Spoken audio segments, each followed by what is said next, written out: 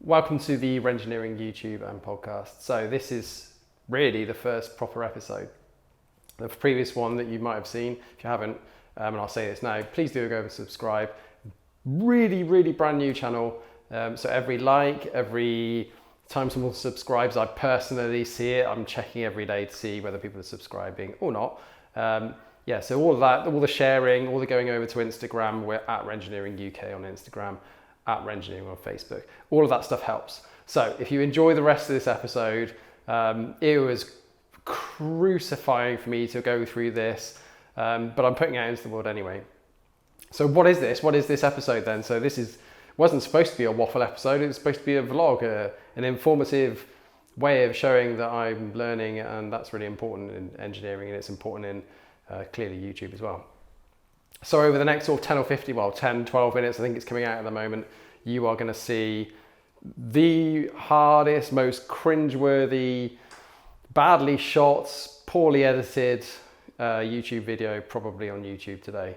But it's the start of something, and it's important to show the entire journey of something, right? So, and Sam mentioned it, and I've probably given it away a little bit here, but at some point later in the video, it's mentioned to me that actually a story is what counts.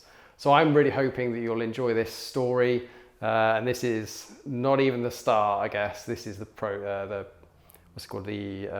yeah. So anyway, let's get into the video, and I'll let you decide for yourself. Put in the comments below which is the worst bit. I'm keen to know.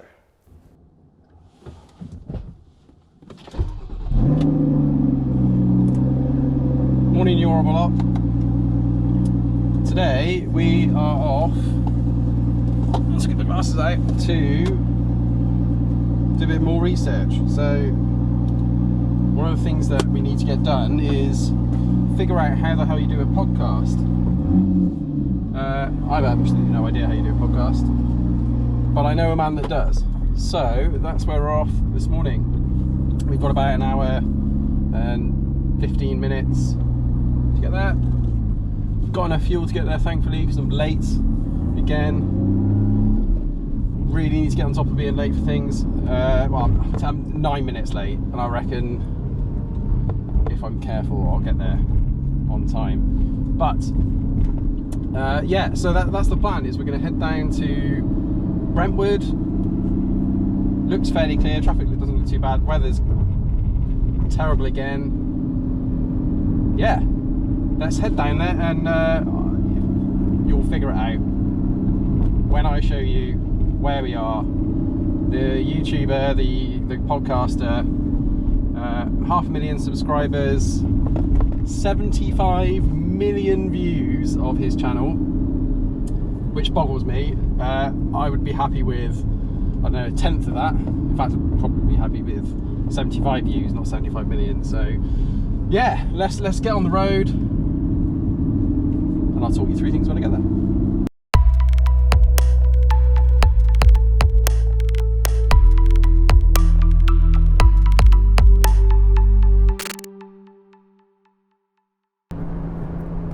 So I was driving along trying to think about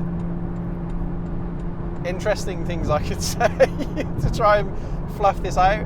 I guess one of the things about creating a YouTube channel from scratch, not having done this sort of thing before, is that you watch YouTube channels, don't you? And the drive-in segment in between the starting point and wherever they're going, there's normally some pearl of wisdom that's spouted, or a really nice sequence where they grab a coffee or something, especially with where we're going now. That's quite an obvious one that this chap does.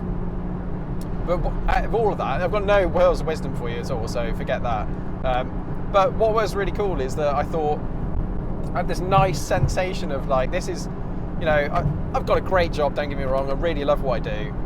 Very fortunate to have such a good job. However, there's always been something, for a long time, there's always been something that's kind of niggled at me, is that I need to do something or give something back, or share my experiences in some way. And I'm forever doing that at work, sharing my personal life into work, which I think is really important anyway. But this is it. So I was driving down here, thinking of something interesting to say, and I thought, you know what? One of the things that's really important with this channel is to make sure that everybody sees the whole journey. So that's all the good stuff, all the bad stuff, and including the emotional stuff. So this is it. This is one of the things I was thinking, how lucky am I to be doing this? This might not go anywhere. We don't know just yet, but what a lovely feeling. The idea that actually this is something I'm doing, this is something I'm going to be giving out to the world. Hopefully it's a positive thing. Hopefully it's full of encouragement and it'll give other people, I don't know, the impetus. I mean, it's a very formal word, but yeah, I can't think of a better word at the moment. But the impetus to go out and do something with themselves, whether it's building a car or whether it's a YouTube channel and thinking actually you don't need to know any more than anybody else. You just need the guts to go and do it and put yourself out there. So that's my plan, is to put it out there. So at this point that you're about to see now, there should have been some lovely transition, some nice panning footage that you would normally see. Doesn't work, does it? Doesn't happen, but we'll carry on anyway. But imagine that there was some panning and some nice arty panning shots and stuff. Imagine. Cool. Morning. Are we going to just chill? Like, we're just like we just bumped into each other. Here's my Project 7. You know, I'm joking. That's the reason why I set this up. Actually, is Project 7. What a car! Mate, unbelievable. And I feel like people still don't really get this car. Like, I'm like flying its flag constantly and talking to everyone how great it is. But it's so special. The first SVO car from Jaguar. Right. Okay. You're teaching me. Yeah. Again, I'm probably one of those people that thinks from afar, what a car, but you don't see them anyway. You never see them because collectors have got them and stuck them in sheds, which is annoying. Yeah. But yeah, so first SVO car, inspired by the D-Type, one of the most iconic Jaguars of all time. Absolutely, yeah. That stonking great V8 engine from the F-Type, as we all know it, but upped by power, but rear-wheel drive, and all the other F-Types now are all-wheel drive. So this thing is a monster. It's different suspension, and the exhaust, mate. If this thing started up and gave it some, insane. Everyone would be done. Yeah, insane. So I love these things, but I should stop talking about them because it's all I do. So on the plans to get one, or? Yeah, I think, hey, if everything goes right in life, I would love to get one, but... In addition to the 360, not in replacement? No, never in replacement, but in addition, that would be the 360. A dream two-car garage. The 3-car garage would be the GT3 as well, and then the Touring, which... Of course, mate, come on! Yeah. But I need to make a lot more money, so... Yeah. So more viewers, more podcasts. Please, definitely. But mate, thank you for coming down today. No problem. Talking about podcasts, so one of the reasons, apart from watching you and Tony thrash it out, because that's always fun, especially on resto mods and old stuff, sure, which is particularly important to me. It's your vibe. It is my vibe. There's two things really. One is getting set up in somewhere that is other than moving around and not your home. That's a big deal, right? Getting the space. Of course. This was huge for me. Coming back from, I did a world trip in 2019, so a year away, living out of a car basically, or hotel rooms. And coming back off that, I was like, okay, I can't keep traveling. I've been for 3-4 years now. I've just been always on the move, and I need somewhere I can go and be creative and do something different. And yes, the podcast we wanted to put more effort into. I wanted to be able to do project cars. I just needed a space, a base, space. And so I looked at a few different places, got a bit carried away with the one place, then thought it was too much money. And Merlin, who runs this, Duke of London, I was chatting to him anyway about doing some stuff. I came down to visit, and I was like, it's a cool space. It's basically an old factory that's going to be demolished at some point. Okay. It's limited time. Limited time. We're all on a constantly sort of rolling contract that could come to an end at any point. So it's part that's of nice for the nerds. Yeah, a little bit edgy. But it's great because it means that you've got this kind of real industrial feel. It feels kind of old. It feels kind of non-permanent, which is also quite. I don't like being locked into anything for that long. And it's worked out great. It's worked out absolutely great. So yeah, I've been really happy, and then being able to do events like today is pretty great. So one of the things that is a pain in the arse is YouTube algorithms. Yeah, tell me about it. So building a car from scratch, in engineering terms, what people show you on the internet and so forth on YouTube is you start a project, and then 2 weeks later, here's it is, it's done. The reality is, there's a lot of time spent doing not much, or planning or researching or connecting with contracts and building all that legal stuff up, which is really important. In order for me to get stuff out, I've got to find a way of creating more content. Podcast. So what I've done so far is connect to other companies.